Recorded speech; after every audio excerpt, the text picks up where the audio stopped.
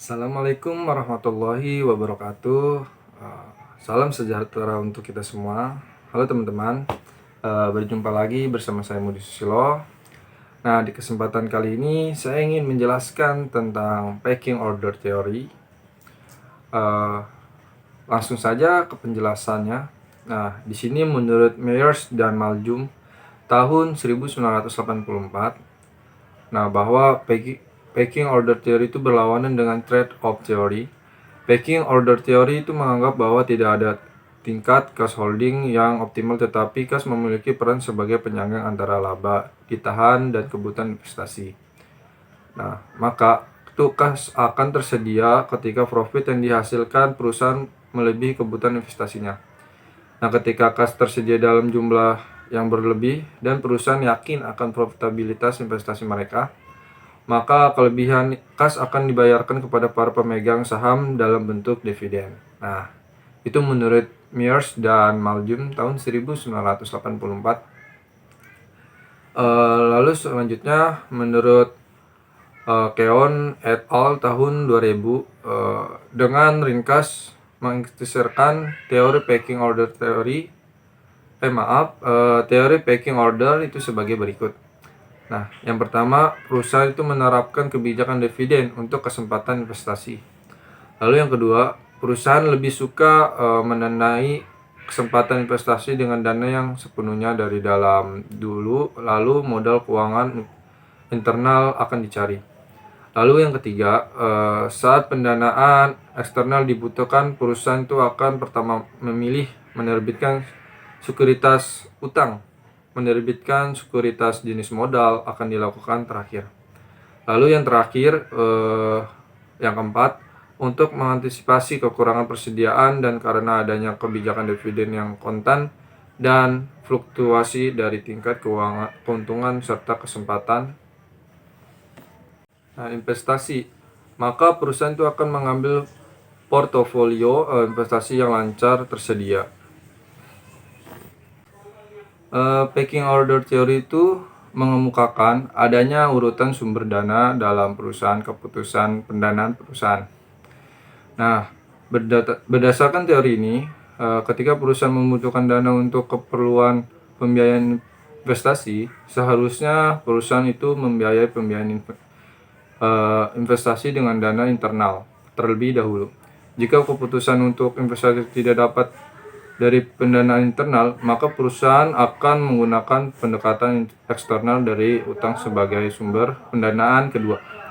Nah, dengan ekuitas sebagai sumber pendanaan terakhir, nah teori ini tuh membuat perusahaan tidak mempunyai target kas optimal, sehingga perusahaan akan cenderung menyimpan sisa kas dari hasil kegiatan operasionalnya. Itu menurut Jinkar tahun 2013. Nah, lalu selanjutnya teori packing order menjadi salah satu teori yang memiliki keterkaitan dengan variabel. Salah minggu nih. Lalu selanjutnya, teori ini tuh mempunyai keterkaitan dengan variabel dependen, yaitu cash holding di dalam penelitian ini. Nah, karena packing order teori menjelaskan faktor penentu dalam menahan kas yang berkesimpulan bahwa tidak ada tingkat kas yang optimal, melainkan kas berperan sebagai penyanggang laba ditahan dan untuk kebutuhan investasi. Lalu kas itu akan tersedia ketika profit yang diperoleh perusahaan lebih besar dari kebutuhan investasi perusahaan yang memiliki kelebihan kas dan yakin akan profit dari investasi mereka.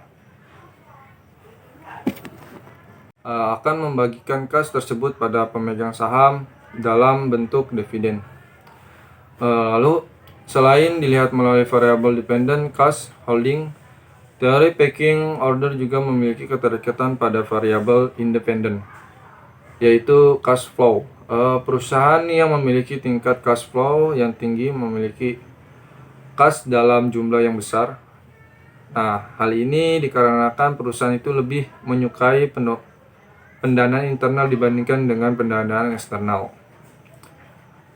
Perusahaan yang mengalami peningkatan cash flow cenderung untuk menahan pendapatan mereka, mengumpulkan cash yang nantinya dapat mereka gunakan untuk mendamai investasi atau dimanfaatkan ketika terjadi financial distress. Lalu selanjutnya juga ada variable independent capital expenditure.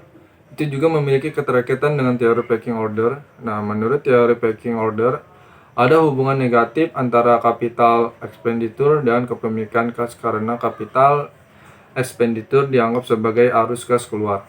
Nah, karena perusahaan yang memiliki capital expenditure bahkan dengan dana yang dikeluarkan untuk memperoleh aset tetap, jika sebuah perusahaan berinvestasi dalam aset tetap, hal ini mengurangi posisi kasnya. Nah, perusahaan dengan kapital expenditure yang semakin rendah, maka kapasitas hutang perusahaan juga akan menjadi semakin rendah, sehingga perusahaan itu akan memiliki jumlah uang tunai yang lebih besar. Mungkin itu saja yang bisa saya jelaskan tentang teori pecking order. Mudah-mudahan apa yang saya jelaskan tadi bisa bermanfaat buat teman-teman semua yang sudah menonton video ini. Kurang lebihnya mohon maaf. Billahi taufiq wal hidayah. Wassalamualaikum warahmatullahi wabarakatuh.